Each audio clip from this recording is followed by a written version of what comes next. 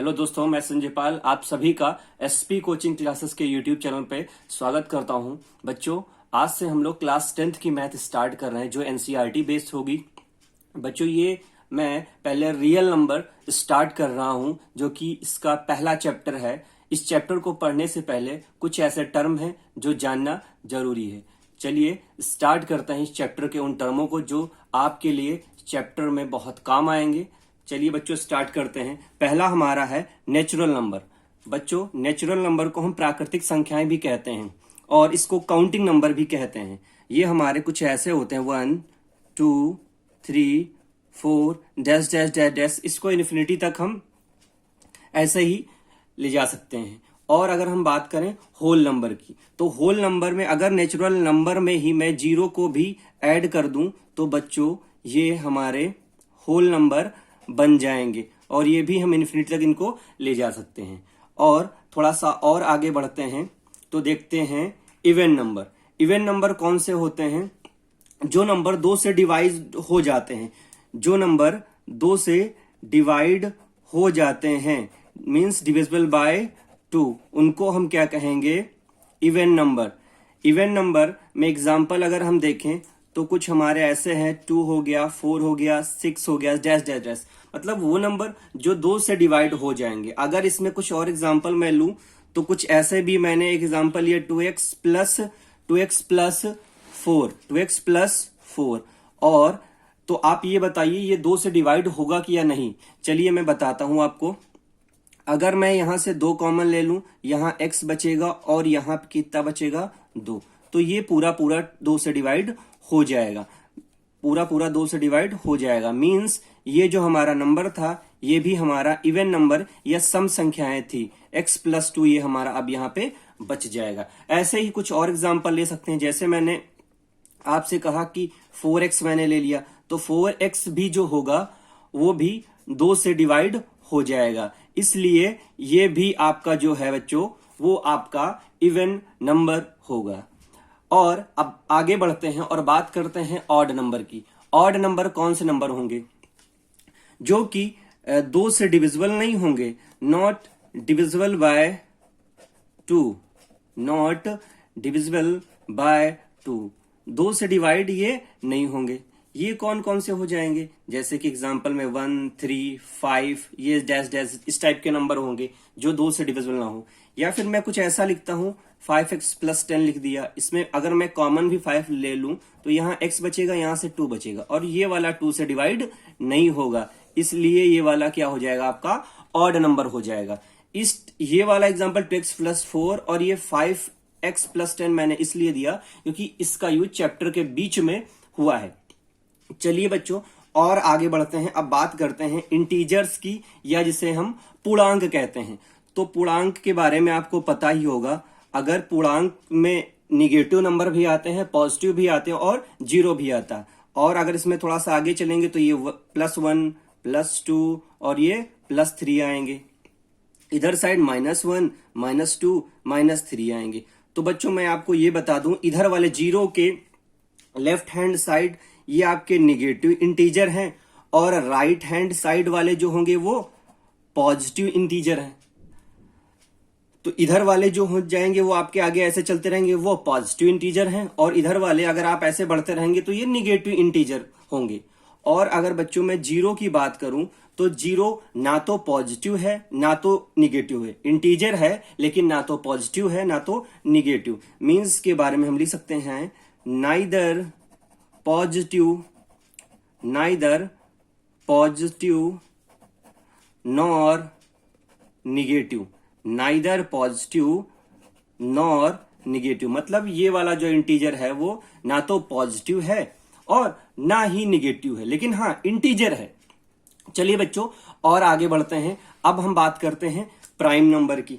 तो मैं prime number की अगर बात करूं तो ये जो है एक तो खुद से ही ये डिवाइड होंगे। इसकी अगर डेफिनेशन की बात करी जाए तो कुछ ऐसी होगी that have only 2 factor. That have only 2 factor 1 and itself. तो इसमें अगर हम ध्यान दें किस टाइप के नंबर आएंगे, हमारे एग्जांपल की बात करें तो हमारे 2 हो जाएगा, 3 हो जाएगा, 5 हो जाएगा। ऐसे नंबर जो खुद से डिवाइड होंगे और आप कहें तो कहना चाहें कि 1 से भी डिवाइड हो जाएंगे।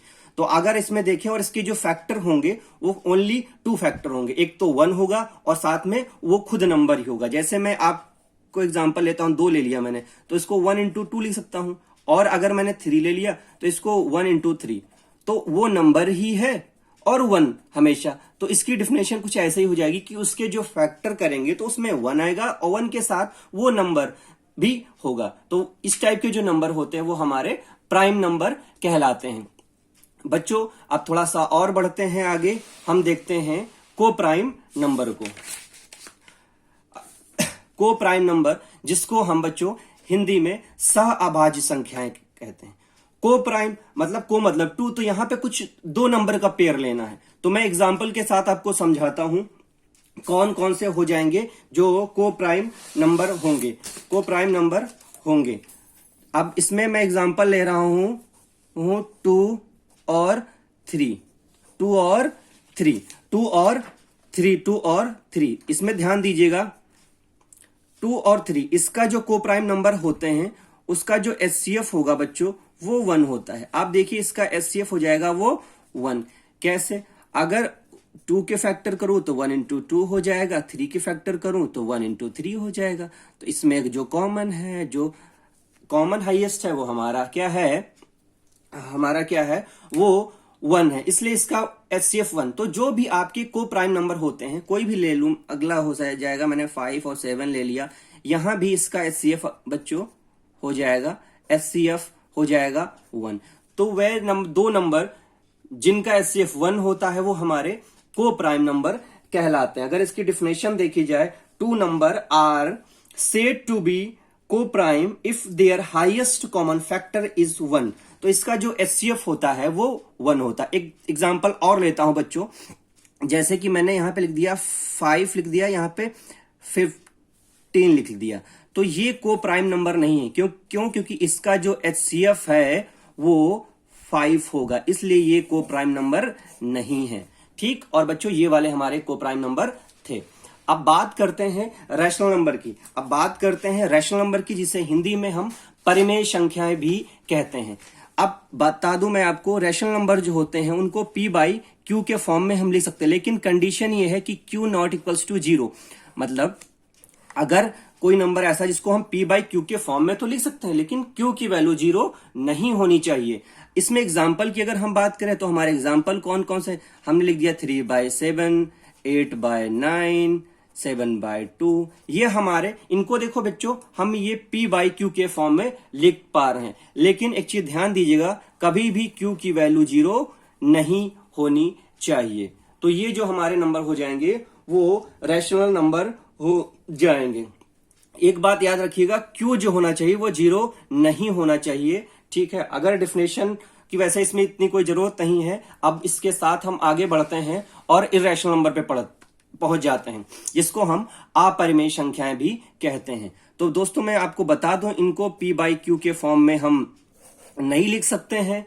ठीक है, वो नंबर जिनको हम p बाई क्यू के फॉर्म में नहीं लिख सकते हैं वो हमारे इर्रेशनल नंबर या अपरिमेय संख्याएं कहलाती हैं। एग्जाम्पल में जैसे √2, √3, पाई, ये सब हमारे हो जाएंगे इर्रेशनल नंबर, जिसे अपरिमेय संख्याएं। इन नंबरों को हम p बाई क्यू के फॉर्म में नहीं लिख पाते। बच्चों मैं एक रैशनल नंबर में एक एग्जांपल और देना चाहता हूं। जो π/2 जो होता है, 22/7, ये जो होता है वो रैशनल होता है, लेकिन इर्रेशनल नंबर की बात, जो पाई होता है वो इर्रेशनल होता है। बच्चों मैं आपको और बता दूं कि रैशनल और इर्रेशनल के बारे में हम इस चैप्टर में एक्सरसाइज 1.4 में डिटेल में पढ़ेंगे, इसलिए यहां पे सिर्फ इतना ही जानते हैं। और अब आ जाते हैं, थोड़ा सा और आगे बढ़ते हैं बच्चों। अब थोड़ा सा देखिए, जो आज हमारे चैप्टर का नाम है रियल नंबर्स, जिसे हम वास्तविक संख्याएं भी कहते हैं। इनको जब हम पढ़ते हैं तो हमें रैशनल नंबर और इर्रेशनल नंबर दोनों नंबर को पढ़ना पड़ता है, या कह दें कॉम्बिनेशन ऑफ रैशनल नंबर और irrational number is known as real number. तो इसका जो योग होता है वही हमारा रियल नंबर या वास्तविक संख्याएं कहलाता है। चलिए बच्चों और थोड़ा सा आगे हम बढ़ते हैं और कुछ इसमें देखते हैं। कुछ मैंने आपके लिए चार्ट बनाए हैं, उस चार्ट को जरा देखते हैं। इसमें रियल नंबर को मैंने दो पार्ट में डिवाइड किया है, एक तो रैशनल नंबर, दूसरा इरेशनल नंबर। जो रैशनल नंबर है उनको हमने जैसे बताया था p/q के फॉर्म में लिख सकते हैं, लेकिन q जो है 0 के बराबर नहीं होना चाहिए, और इरेशनल नंबर जो होता है उसको हम p/q के फॉर्म में नहीं लिख सकते हैं। एग्जाम्पल भी मैंने दे दिया है जो कि अभी मैंने पढ़ाया था। और इसकी बात करें तो इसमें 3 हो गया, 8/9, तो ये भी हमारे जो हो जाएंगे वो सब रैशनल नंबर के ही एग्जाम्पल है। अगर आगे बात करें तो रैशनल नंबर को फिर मैंने दो पार्ट में डिवाइड किया है, एक फ्रैक्शन हो गए, दूसरा इंटीजर्स हो गए। फ्रैक्शन कौन कौन से होंगे, जैसे एग्जांपल है 5/6, 8/9, तो ये हमारे फ्रैक्शन हो जाएंगे। लेकिन बच्चों यहां पे एक बहुत जरूरी बात लिखी है मैंने, वो आप ध्यान दीजिएगा। इसको हम p/q के फॉर्म में लिख सकते हैं, बट जो q होना चाहिए वो 0 और 1 ये नंबर नहीं होने चाहिए। इस बात को आप ध्यान रखिएगा फ्रैक्शन में हमेशा। आप बताइए, ठीक है, क्योंकि कभी भी आपने 2 को फ्रैक्शन में काउंट नहीं करते, उसको इंटीजर में काउंट करते, इसलिए यहां पे आपको बता दूं जो q की वैल्यू होनी चाहिए वो 0 या 1 नहीं हो सकती। और अगर मैं इंटीजर में जाऊं तो q की वैल्यू 1 भी हो सकती है, q की वैल्यू 1 हो सकती है, इसमें कोई दिक्कत वाली बात नहीं। अब बात करते हैं इंटीजर को। इंटीजर को मैंने दो पार्ट में डिवाइड किया है, एक तो निगेटिव में, दूसरा पॉजिटिव में तो मैंने नहीं किया है, उसको मैंने ऐसे कर दिया 0 एंड पॉजिटिव। 0 एंड पॉजिटिव को जो हमने लिया है तो हमारे वो होल नंबर बन जाता है। तो एक तरफ मैंने निगेटिव इंटीजर लिया, दूसरी तरफ होल नंबर लिया। जब होल नंबर में ही मेरे 0 भी हैं और पॉजिटिव भी हैं, और इसके एग्जाम्पल क्या हो जाएंगे 0, 1, 2, 3 डैश डैश डैश इन्फिनिटी तक। थोड़ा सा और बच्चों अगर हम होल नंबर को देखें तो होल नंबर में हमारा 0 एक हो जाएगा, और दूसरे जो हमारे नंबर बचते हैं या 0 को छोड़ के ये वाले वो हमारे नेचुरल नंबर कहलाते हैं। और नेचुरल नंबर में मैंने आपको इवन, ऑड, प्राइम, को प्राइम, इन नंबर को मैंने ऑलरेडी आपको पढ़ा दिया है। चलिए बच्चों और आगे थोड़ा सा बढ़ते हैं, और एक चार्ट और बनाया है, जल्दी से उस चार्ट को भी हम लोग देख लेते हैं। एक रियल नंबर का चार्ट है जिसमें आप ध्यान दीजिएगा, यहां पे मैंने नेचुरल नंबर लिखे हैं जिसमें 1, 2, 3 लिखा है। अब एक चीज और आप थोड़ा सा ध्यान दीजिएगा, होल नंबर कब हो जाएंगे, जब मैं नेचुरल नंबर के साथ साथ 0 को भी ले लूंगा तो वो होल नंबर हो जाएंगे। थोड़ा सा और बच्चों आगे बढ़ते हैं, तो अगर मैं माइनस वाले भी नंबर ऐड कर लूंगा तो वो हमारे इंटीजर्स हो जाएंगे। और बच्चों थोड़ा सा आगे बढ़ें तो अगर रैशनल नंबर की बात करें तो उसमें मैं 3/7, 4/9 इस टाइप के डैश डैश नंबर ले लूंगा तो हमारा पूरा जो हो जाएगा वो रैशनल नंबर बन जाएगा। एक चीज ध्यान दीजिए, जब रैशनल नंबर की बात करूंगा तो इंटीजर्स भी आएंगे, होल नंबर भी आएंगे, नेचुरल नंबर भी आएंगे, और जब इंटीजर्स की बात करूंगा तो होल आएंगे, नेचुरल आएंगे। तो ये बात उम्मीद करता हूं आपको समझ में आ रही होगी। दूसरी साइड मैंने इरेशनल नंबर लिखे हैं जो कि √3, √5 भी यहां ले सकते हैं आप, अदर भी बहुत सारे नंबर हो सकते हैं, और पाई हो सकता है। इन दोनों को जब हम मिलाते हैं तो हमारा रियल नंबर बन जाता है। दोस्तों थोड़ा सा और आगे बढ़ते हैं, और एक छोटी सी चीजें कुछ और हैं जो इस चैप्टर के बारे में जान लेते हैं। दोस्तों हम लोग लेमा, या जिसे हिंदी में प्रमेयिका भी कहते हैं, इसके बारे में थोड़ा सा जान लेते हैं। A lemma is a proven statement used to proving another statement. Lemma जो होती है एक प्रूवन, सिद्ध की हुई स्टेटमेंट है जिसका यूज हम अदर स्टेटमेंट को सॉल्व करने के लिए करते ही हैं। इसका यूज चैप्टर में होगा, इसलिए मैंने आपको यहीं पे एक बार समझा दिया है। आगे बात आती है एल्गोरिदम की। एल्गोरिदम क्या होती है बच्चों? N algorithm is a series of well-defined steps which gives a procedure for solving a type of problem. एक सीरीज कह सकते हो या स्टेप्स होते हैं जो एक फिक्स टाइप की प्रॉब्लम को सॉल्व करने के लिए यूज किए जाते हैं। ये स्टेप्स हैं, जैसे कि किसी क्वेश्चन को सॉल्व करने के लिए स्टेप 1, स्टेप 2, स्टेप 3 में सॉल्व करूं तो इस और बाकी एल्गोरिदम के बारे में मैं जब एक्सरसाइज 1.1 अभी पढ़ाऊंगा तो आपको मैं इन दोनों के बारे में लेमा के बारे में और एल्गोरिदम के बारे में डिटेल में एक बार और समझाऊंगा। बच्चों आज के लिए इतना ही। उम्मीद करता हूं ये सेशन आपको पसंद आया होगा। अगर आपको हमारी वीडियो अच्छी लगी तो हमारे चैनल को आप लाइक करें, शेयर करें और सब्सक्राइब करें। मैं आपको बता दूं इसका पार्ट 2 जल्द ही जिसमें कि मैं एक्सरसाइज 1.1 पढ़ाऊंगा आपको मिल जाएगा। धन्यवाद।